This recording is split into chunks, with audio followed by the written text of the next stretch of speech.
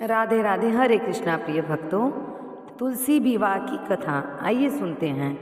तुलसी विवाह की कथा देवठनी एकादशी के दिन भगवान विष्णु पूरे 4 महीने के बाद जगते हैं और भगवान विष्णु को तुलसी जी बहुत प्रिय हैं। तुलसी जी भगवान विष्णु की पूजा कभी पूरी नहीं करते कि तुलसी दल अर्पित करने से को ही प्रसन्न किया जा सकता है। भगवान विष्णु को जो लोग देवठनी 11 के दिन तुलसी का विवाह संपन्न कराते हैं उनको सभी प्रकार की सुख की प्राप्ति होती है और भी कहते हैं कि इस दिन तुलसी विवाह की कहानी अवश्य ही सुननी चाहिए। आइए सुनते हैं। तुलसी विवाह की कथा। पौराणिक मान्यता के अनुसार राक्षस कुल में जन्म हुआ जिसका नाम था वृंदा। वो कन्या का नाम। वह बचपन से ही भगवान विष्णु की भक्ति और साधना में डूबी रहती थी।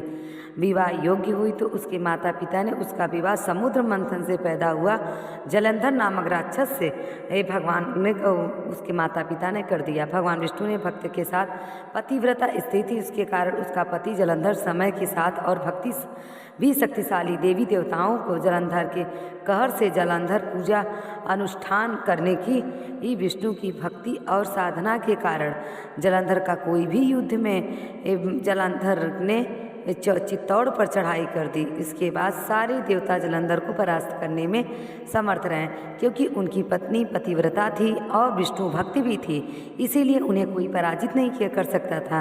वृंदा अपने पति की शक्ति थी। उसका पति भी जानता था कि मेरे तो कुछ भी नहीं हो सकता क्योंकि मेरी पत्नी वृंदा है। वो अनन्य भक्त है विष्णु भगवान का और पतिव्रता भी है, उसी से वो अहंकार में रहता था। तब हताहत होकर सभी देवता भगवान विष्णु को शरण में गए और जलंधर के आतंक को खत्म करने का उपाय पर विचार करने लगे। तभी विष्णु ने अपनी माया से जलंधर का रूप धारण कर लिया और छल से वृंदा के पतिव्रत धर्म को नष्ट कर दिया। इससे जलंधर की शक्ति को कम हो गई और वह युद्ध में मारा गया। वो भगवान शिव से युद्ध कर रहा था।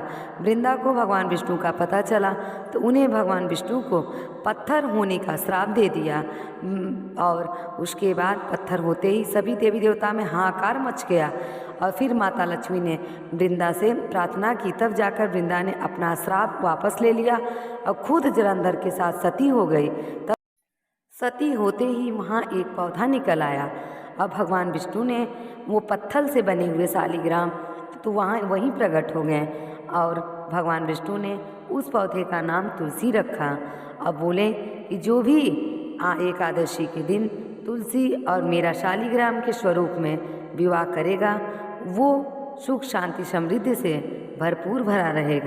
मेरा कोई भी प्रसाद मैं बिना तुलसी के स्वीकार नहीं करूँगा और मेरे साथ तुलसी जी के साथ पूजा जो करेगा वही मैं स्वीकार करूँगा। तभी से कार्तिक मास में ये तुलसी शालिग्राम विवाह किया जाता है। आइए जानते हैं कि तुलसी विवाह के दिन तुलसी के पौधे की शालिग्राम से सनातन धर्म के अनुसार भगवान ने शालिग्राम विष्णु का स्वरूप माना जाता है। तुलसी विवाह को लोग इसी प्रकार करते हैं जैसे आम लोग के विवाह होते हैं। इस दिन पंडित जी घर पर बुलाकर तुलसी के पौधे पर लाल चुनरी ओढ़ाकर श्रृंगार की सभी चीज़ वस्तुएं अर्पण की जाती है। हिंदू धर्म के अनुसार तुलसी पूजा करने से विशेष लाभ प्राप्त होता है, इसीलिए प्रत्येक घर में एक तुलसी विवाह को अधिक महत्व दिया जाता है। तुलसी विवाह के दिन किया जाता है क्योंकि यही सबसे बड़ा धन माना जाता है तुलसी विवाह। इस दिन सूर्योदय से पहले उठकर स्नान करें, साफ वस्त्र धारण करें और वह व्रत का संकल्प ले। तुलसी विवाह के दिन तुलसी के पौधे को लाल रंग की चुनरी और उसके बाद तुलसी के पौधे पर श्रृंगार की वस्तुएं शालिग्राम और तुलसी के पौधे के साथ स्थापित करें। इस यंत्र को स्थापित करने से तुलसी के पौधे को विधिवत पंडित जी से विवाह कराया जाए।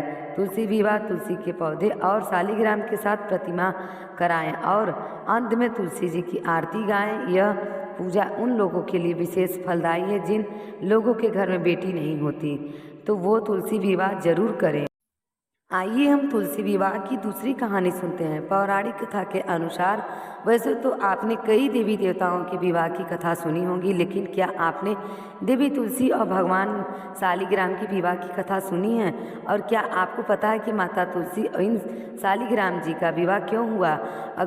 ये तो सभी जानते हैं कि हर साल कार्तिक मास के शुक्ल पक्ष की द्वादशी को तुलसी पूजा का शुभ मुहूर्त का समय निर्धारित किया गया है। इस दिन का महत्व इसीलिए भी ज़्यादा खास है क्योंकि इससे एक दिन पहले की भगवान श्री हरि नारायण विष्णु 4 महीने की अपनी लंबी नींद से जागते हैं और फिर भक्तों की विनती सुनते हैं। इसी के साथ ही एक दिन विवाह, आग्रह, उपेसन, शयन संस्कार सभी के शुभ मुहूर्त लग जाते हैं और उसके बाद शालिग्राम जी का देवी तुलसी जी से विवाह कराने की परंपरा है। ऐसी मान्यता है कि तुलसी विवाह की सुहागन स्त्रियां देवी तुलसी की पूजा करके सुखी वैवाहिक जीवन की कामना करती हैं। इस दिन पूरे विधि विधान से देवी तुलसी और भगवान शालिग्राम जी का विवाह किया जाता है।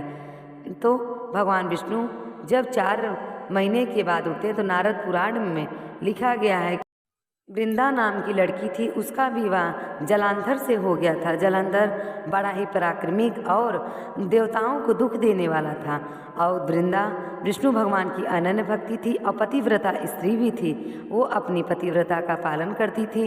इसी के बल के कारण वो जलंधर का कभी कोई परास्त नहीं कर सकता। जलंधर उसी के शक्ति के कारण हम हर जगह उत्पात मचाए रहता था। देवलोक से लेकर पृथ्वी लोक सब लोग परेशान थे उससे। उसके पीछे उसकी पतिव्रता धर्म का पालन अनुसार करने वाली पत्नी वृंदा के पुण्य का फल था, जिसके कारण तो कभी हारता ही नहीं था। उसे परेशान होकर सभी देवता अगर भगवान विष्णु जी के वैकुंठ में गए, उन्हें हराने का उपाय पूछने लगे तो भगवान विष्णु ने वृंदा की पतिव्रता धर्म तोड़ने का उपाय सोचा। भगवान विष्णु ने उनके पति जलंधर का रूप धारण किया और वृंदा को स्पर्श कर दिया। इसके कारण वृंदा का पतिव्रता धर्म नष्ट हो गया और फिर भीषण युद्ध में जलंधर मारा गया। अब चूंकि भगवान विष्णु ने चलकर वृंदा का स्पर्श किया था तो उसने अपने पति को वियोग में दुखी होकर उनसे श्री हरि नारायण जी को श्राप दे दिया। उसे मालूम हुआ तो आपकी और आपको योग्य सहना योग्य होगा, ये मेरा श्राप है आपको। अब आप इसी वक्त पत्थर बन जाए। आज श्राप देने के बाद वो अपनी पति के जलंधर के साथ चिता में अग्नि में बैठ गए, जिसके राज्य से तुलसी का पौधा उत्पन्न हुआ। वो जैसे ही भस्म हुई उसी जगह एक सुंदर पौधा का उत्पन्न हुआ। वृंदा ने भगवान विष्णु को पत्थर होने का श्राप दिया और लक्ष्मी जी के आग्रह से वृंदा ने भगवान विष्णु को श्राप से मुक्त किया और उसी जगह भगवान ने जो पत्थर बने थे वो शालिग्राम के रूप में प्रकट हो गए और वृंदा तुलसी जी के रूप में प्रकट हो गई। तो कार्तिक मास में शालिग्राम और तुलसी जी का विवाह शुरू हो गया। तो ये थी विष्णु भगवान की अनन्य कहानी। विष्णु भगवान कहने लगे कि अगर तुलसी जी के बिना मेरा भोग लगेगा तो मैं उसे कभी नहीं स्वीकार करूंगा और ना ही मैं उसको स्पर्श कर सकता हूँ। मैं तुलसी जी मुझे अत्यधिक प्रिय हैं, मैं उनके बिना अधूरा हूँ। उनके बिना मेरा भोग, मेरी सेवा मैं नहीं स्वीकार कर सकता। अगर आपने भोग में तुलसी दल नहीं डाला तो भगवान विष्णु उसे स्वीकार नहीं करेंगे। तो तुलसी जी उन्हें अत्यधिक प्रिय हैं। आप सब जब भी उन्हें कृष्ण जी को, लड्डू गोपाल जी को, विष्णु भगवान को, राम जी को भोग लगाएं तो उसमें तुलसी दल अवश्य डालें, क्योंकि तुलसी दल के बिना उन्हें भोग नहीं लगाया जाता। शालिग्राम के साथ तुलसी जी का विवाह कार्तिक मास के शुक्ल पक्ष के एकादशी के दिन हुआ था। शालिग्राम तुलसी जी का विवाह एकादशी के दिन संपन्न हुआ। ये थी तुलसी विवाह की कथा। आप सबको अच्छी लगी हो तो प्लीज़ कमेंट में जय माँ तुलसी जरूर लिखें। राधे राधे।